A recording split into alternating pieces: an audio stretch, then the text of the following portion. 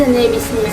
E-commerce dan e-bisnis merupakan perkembangan teknologi informasi telah mendorong perubahan signifikan dalam dunia bisnis, khususnya melalui pemanfaatan media digital.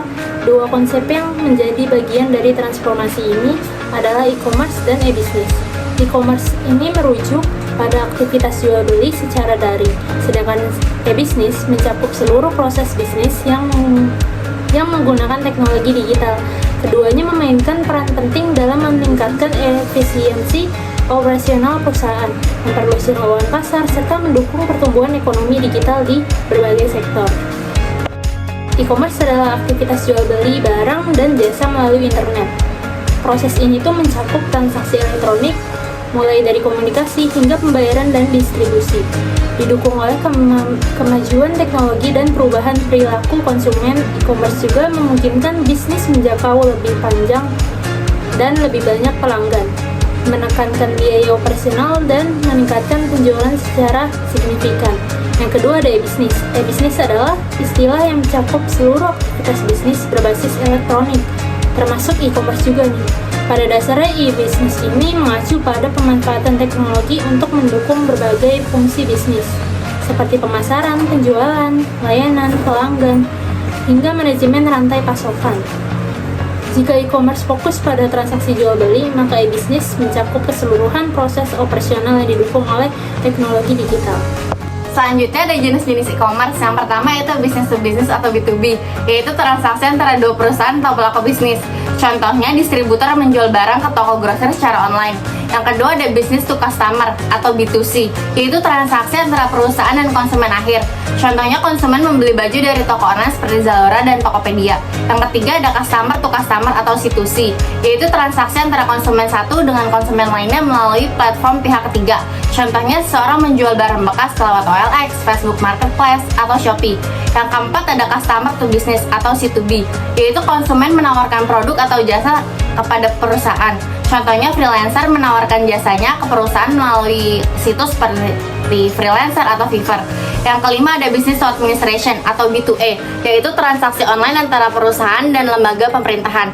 Contohnya perusahaan IT menyediakan sistem manajemen pajak untuk instansi pemerintah. Yang terakhir itu ada customer to administration atau C2A, yaitu transaksi online antara individu dengan lembaga pemerintahan. Contohnya masyarakat membayar pajak atau BPJS kesehatan secara online. Selanjutnya yaitu ada jenis-jenis e-bisnis. Nah, jenis-jenis e-bisnis itu ada 5. Yang pertama itu e-commerce. Nah, kalau e-commerce itu jual beli produk atau jasa secara online. Contohnya itu kayak Shopee, Tokopedia, Lazada. Nah, terus ada etiket. Nah, etiket itu pemasaran tiket secara digital seperti tiket bioskop atau kereta. Nah, jadi kalau kita mau nonton bioskop, kita bisa langsung pesan ke aplikasi Tix ID. Nah, terus ada m-banking. Nah, m-banking ini layanan perbankan atau melalui internet seperti transfer. Nah, sekarang transfer itu bisa melalui bank, yaitu bank BCA, Mandiri, dan lain-lain. Terus ada e-travel. Nah, ini nih pemesanan layanan perjalanan seperti hotel secara online. Nah, itu contohnya itu kayak Traveloka. Nah, terus udah itu. Terus yang terakhir itu ada e-learning. Nah, e-learning ini kegiatan belajar mengajar yang dilakukan melalui platform digital. Nah, contohnya itu kayak yang sekarang kita gunakan di Universitas Pamulang, yaitu Mentari. Selanjutnya yaitu ada perbedaan e-commerce dan e-bisnis. Apa sih perbedaannya? Nah, e-commerce itu fokus pada jual beli online, sedangkan e-bisnis itu mencakup seluruh aktivitas bisnis berbasis digital. Nah, e-commerce itu adalah bagian dari e-bisnis. Nah, e-bisnis juga tidak hanya transaksi, tapi juga mencakup manajemen, layanan, dan operasional bisnis lainnya secara digital. Selanjutnya itu ada manfaat dari e-commerce. Jadi manfaat dari e-commerce itu yang pertama itu jangkauannya luas. Jadi dengan adanya e-commerce ini membuat pembeli lebih gampang menjangkau pembelian dari berbagai daerah. Yang kedua itu dengan adanya e-commerce, toko membuka 24 jam. Toko online selalu tersedia kapanpun pembeli ingin berbelanja, termasuk malam hari dan siang hari. Selanjutnya itu biaya operasional yang rendah. Jadi dengan ada e-commerce ini, pembeli tidak harus menyewa toko, pembeli tidak perlu menggaji karyawan, hanya perlu internet dan platform lainnya. Tempat itu tanpa persediaan sendiri atau dropshipping. Jadi ini tuh bisa dijual tanpa harus stok barang atau pesanan langsung dikirim oleh supplier ke pembeli. Selanjutnya itu transaksi dan pengiriman praktis. Jadi pembayaran yang dilakukan itu bisa menggunakan transfer melalui e-wallet dan transaksi lainnya. Nah, pengiriman ini bisa dilacak dan oleh proses bisa dilakukan dari rumah. Selanjutnya ada manfaat e-bisnis. Yang pertama itu akses global. Jadi kan bisnis bisa menjangkau pelanggan di seluruh dunia dengan bantuan internet tanpa batas wilayah. Yang kedua itu ada efisiensi operasional.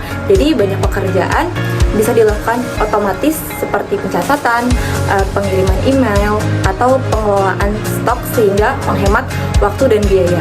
Yang ketiga itu ada pengalaman pelanggan lebih baik. Jadi pelanggan bisa dengan mudah mencari informasi, membandingkan produk, terus membaca ulasan dan memutuskan nih beli tanpa harus datang ke tokonya. Yang keempat itu ada analisis data akurat. Jadi aktivitas pelanggan di website itu bisa dicatat, dianalisis, membantu bisnis memahami kebutuhan pelanggan dan mengambil keputusan yang tepat. Yang kelima itu ada fleksibilitas waktu. Jadi bisnis kan bisa tetap berjalan meskipun di luar jam kerja karena sistemnya itu kan otomatis bekerja kapan saja, terus memberikan kenyamanan bagi pelanggan. Selanjutnya tantangan implementasi e-commerce dan e-bisnis. Meskipun menawarkan banyak manfaat, e-commerce dan e-bisnis menghadapi sejumlah tantangan, antara lain risiko keamanan data, tingginya biaya awal untuk infrastruktur dan pelatihan, keterbatasan akses internet di beberapa wilayah, rendahnya kepercayaan konsumen terhadap transaksi daring, ketatnya persaingan pasar, resistensi terhadap perubahan di lingkungan kerja, permasalahan logistik, serta ketergantungan yang tinggi pada sistem teknologi. Selanjutnya, strategi sukses dalam e-commerce dan e-bisnis. Untuk mencapai kesuksesan dalam e-commerce dan e-bisnis, perusahaan perlu menjaga keamanan sistem dengan eksistensi dan pelindungan data yang kuat. Pelayanan pelanggan juga harus cepat ramah agar meningkatkan kepuasan dan loyalitas. Website yang digunakan harus user-friendly, mudah diakses di berbagai perangkat, dan memiliki tampilan menarik. Selain itu, optimasi SEO dan pemanfaatan media sosial penting agar bisnis mudah ditemukan oleh calon pelanggan. Produk yang ditawarkan sebaiknya ditampilkan dalam foto berkualitas dan deskripsi yang jelas. Terakhir, harga yang kompetitif serta promo menarik seperti diskon atau gratis ongkir dapat meningkatkan minat beli konsumen. Yang terakhir, kesimpulan, e-commerce dan e-bisnis telah menjadi bagian penting dalam perkembangan dunia usaha modern. Keduanya memberikan kemudahan, efisiensi, serta jangkauan pasar yang luas. Namun, untuk meraih keberhasilan, pelaku usaha perlu memahami tantangan yang ada, serta menerapkan strategi digital yang tepat. Dengan pemanfaatan teknologi yang optimal, bisnis dapat tumbuh secara berkelanjutan dan kompetitif di era digital saat ini.